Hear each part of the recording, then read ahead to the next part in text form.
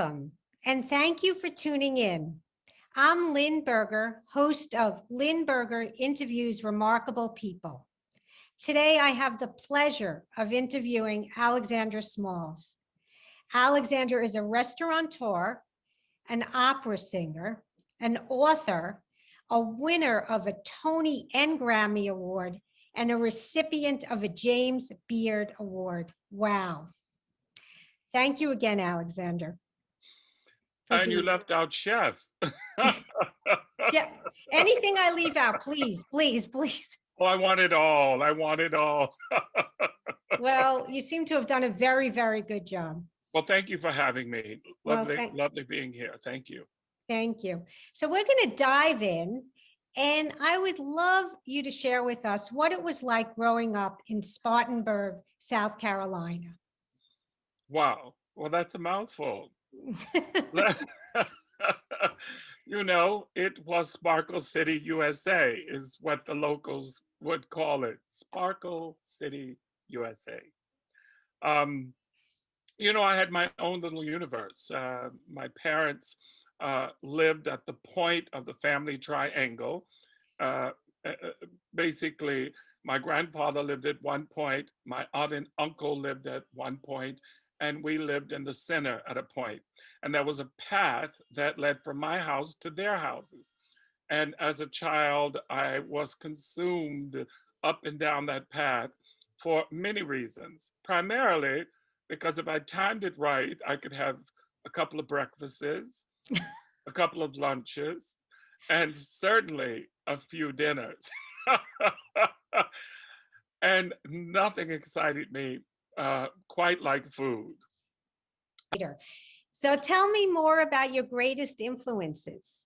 Wow. Well, you know, my world existed for the most part between the lens of food and music. Two very important people in my life who embodied both food and music was my Uncle Joe and my Aunt Laura. Who, upon learning that the family finally had a son, a boy had been born, left their lifestyle post Harlem Renaissance in Harlem and moved back to Spartanburg to be a part of my education and influence. So my aunt was a classical pianist who was my piano teacher, and my uncle was a chef who essentially taught me how to dream through culinary expression. He loved to cook. He always made it into, you know, this sort of comic relief of creativity and joy. He would sing and he would make up interesting ingredients that didn't exist that he said he was putting in the pot. So I was fascinated as a child. And the two of them really set the tone and the palette for my musical and culinary education. So then tell me what happened when you left South Carolina. Oh my goodness. Well, you know, I left South Carolina armed and ready to become the first major African-American male opera star the world had ever seen. And so with lots of piano lessons, a lot of drama and Shakespearean experiences, I set out to change the world. My first stop after a 2-year stint at Wofford College and Converse College, which was in Spartanburg, I went to the North Carolina School of Performing Arts, where I later took my first degree. And my first time really engaging with an international community of artists, dancers, actors, singers, set designers, kids from all over the world, all over the country. And if you could imagine a young Black boy from a one-horse town, really, being thrown into a swell of international talent and cultures, I was right at home. I was curious about everything. And thanks to my aunt and uncle, I had gone around the world several times through books and stories and tales. My uncle had tales. And, I was very excited in that experience and started to really come of age. And then I was off to Philadelphia for graduate work at the Curtis Institute of Music. Mhm. And this is where I really started to hone my skills as not only a singer, but also a host. I started having these musical soirees on Sundays. I would cook all day Saturday. And on Sunday, the Curtis Institute of Music, where I attended school, would give every student uh, who wanted one a classical grand piano. Oh, wow. So, I had this grand piano that had to be 7 feet in a studio apartment. I practically slept under it because it took up all the space. And I would crowd all of my friends and their instruments in there on Sunday. In fact, we'd have to stop to have the Sunday buffet because I'd put a blanket over the piano and all the food out. And after everybody had played, then we would have the food and a little wine, and we were just so sophisticated and culinary and creative artists, of the world. It was just so much fun. It sounds like fun. It was a wonderful beginning to all the craziness that would soon follow. But Philadelphia was also important because it's where I met the Houston Grand Opera, who Mhm. changed my life. The Mhm. Houston Grand Opera was on tour with Porgy and Bess.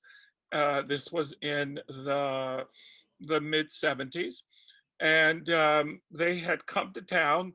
And interestingly enough, a good friend of mine from my hometown of Spartanburg was also in Philadelphia studying music, flute, at another conservatory. And her friend who was going with her to see Porgy and Bess was not able to attend. So I got invited to see the Houston Grand Opera production of Porgy and Bess that was going to be at the Academy Hall in Philly that night. Mhm. And I was so excited because it turned out that the star, Bess, was an opera singer by the name of Clamma Dale, who was this extraordinary beauty, tall, stunning, and her voice was like velvet. I mean, I'd had the opportunity to meet Clamma Dale when I was studying at the School of the Arts.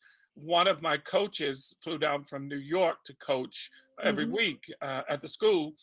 And when I was auditioning for grad schools, she offered to put me up at her house in New York and introduced me about.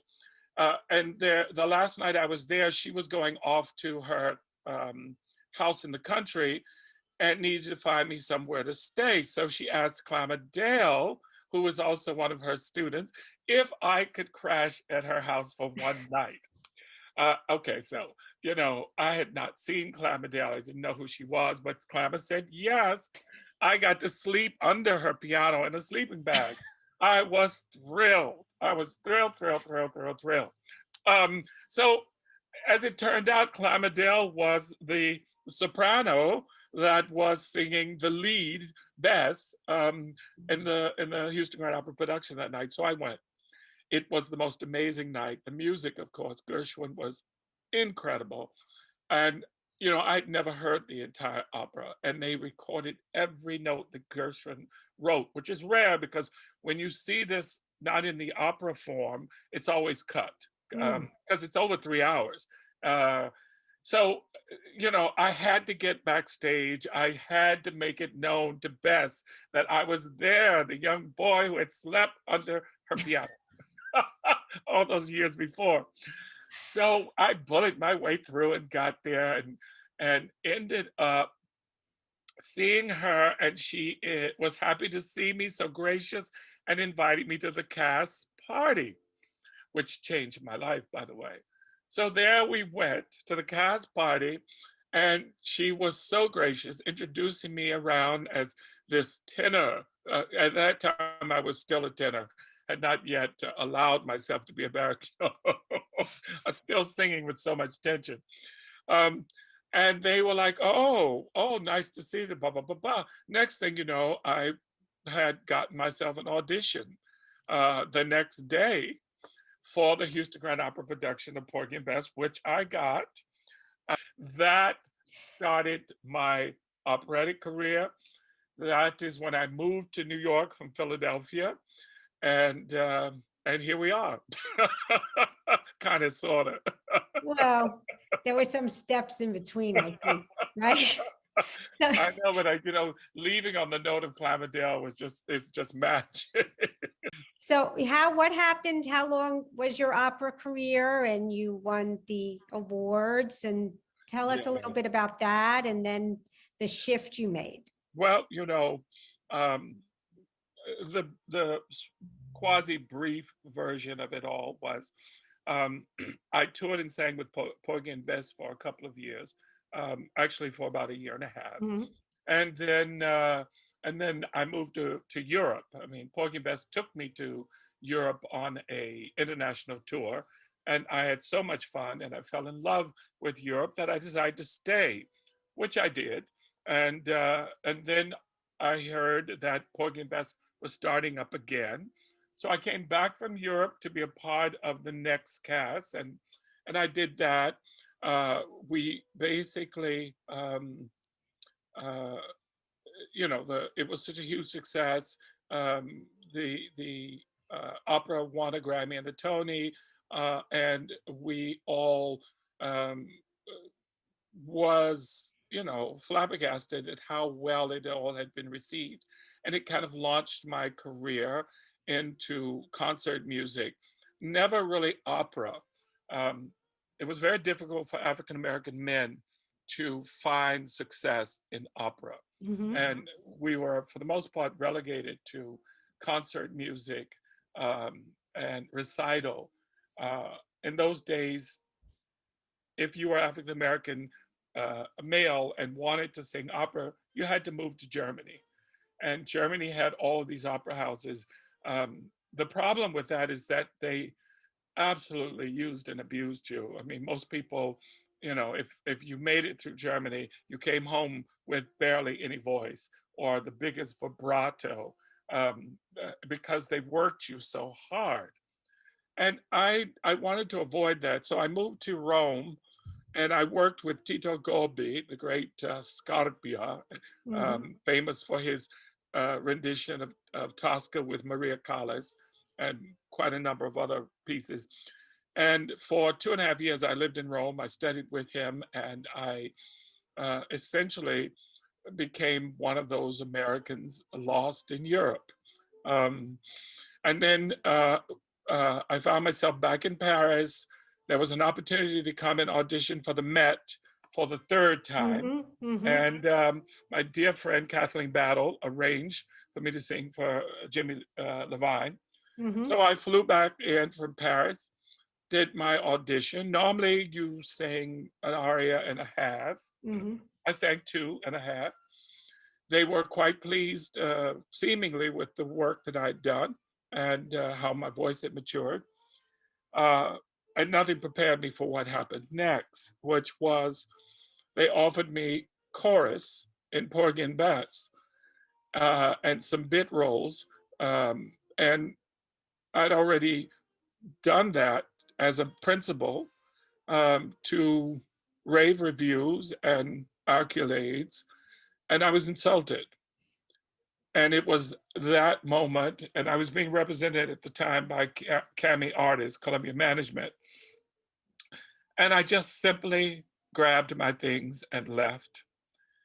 And it was so devastating for me. But I drank the whole bottle of red wine that I brought from Paris on the plane. That was during the days when you could literally put, wine in your suitcase. Those were the days. Yeah. I drank that whole bottle and the next day I woke up and I said, I'm going to be a restaurateur. I'm going to be a chef and a restaurateur. I need to not only own a table, but the building. I no longer needed to be in a position where I didn't have control over my life. And I wasn't willing to spend my life trying to to build an opera house, but I knew I could build a restaurant. And you did quite well. That shift, what we call it, you had a second act. I had a second act. You're right. And that took courage, confidence, and you have a lot of interests, Well, right? my mother used to say about me, I worry about that boy. He doesn't have sense enough to know what he doesn't know. And that went a long way because I had no idea what it took to open a restaurant. Sometimes it's better not to know. You just Well, forge ahead. exactly. Just forge ahead. And, along the way, somebody would say, well, turn this way. Well, go down this street. Well, you need to buy so and so. Well, you need to talk to so and so. And, in 18 months, I had signed a lease and was building the. Well, I now I want you to take us through from the first restaurant to your current restaurants. Tell us a little bit about that progression. Oh my goodness. Well, the first is always the finest hour. I mean, essentially, I told people I was taking my living room public, that somebody else needed to pay for dinner. And, Yeah. this is what we were doing. And literally, it's what I did. I understood that in all those years of traveling and living abroad, and experiencing regional, local, and fine dining, the impressions and the characteristics that create um, a local mom and pop restaurant versus a fine dining restaurant, it's truly a refined process. Mhm. But I wanted a fine dining African American restaurant. I had never been to one. I'd never seen one. I'd never seen the food of the African diaspora celebrated on that level. Mhm. And I set my sights, uh, not only never uh, operating or owning a restaurant, but I set my sights to open the finest restaurant of the African American diaspora that I could imagine. And Mhm. so I took the principles and characteristics of what I saw as fine dining and sophisticated food preparation. I took the food I grew up on and I redressed it, elevated it, and put it in a fine dining setting with all the accoutrements and support systems, from design to comportment, presentation. And Cafe Beulah was that restaurant Mm. on 19th and Park Avenue South. I mean, I even went so far as to research where Black-owned restaurants normally opened in the city and where they didn't open. And they certainly weren't on Park Avenue. So, I was a man on a mission. I was artist, part madman, part activist, and, socialite to the stars. I mean, fortunately, because of my operatic career and the relationships I'd made, I knew a lot of famous people. And so and they were always in my living room. So now they're in my restaurant, from Catherine Deneuve to Glenn Close to Toni Morrison, who, by the way, wrote the first check to back my Nice. first restaurant. Felicia Rashad, Maya Angelou, Wynton Marsalis, Kathleen Battle, Jesse. No, they were all there. All of Black Hollywood was there. The New York fashion scene. I wasn't prepared, and yet, I was cooking with gas. This is great. Yeah.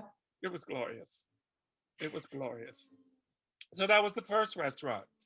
And so then there was sort of a Sweet Ophelia's, which was a kind of restaurant, uh, piano bar lounge Mhm. concept in Soho. Mhm. And then there was the Shoebox Cafe, and all of these were open the same period.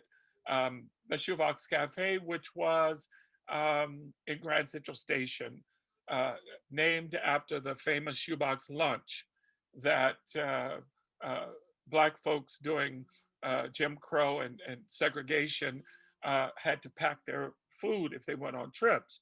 And so basically they took a disposable item like a shoebox and would pack in wax paper all the food that they were making for that journey. And it was called the shoebox lunch. So at the Grand Central Station, I opened the shoebox lunch. And then 9/11 happened as soon as I opened. Ugh.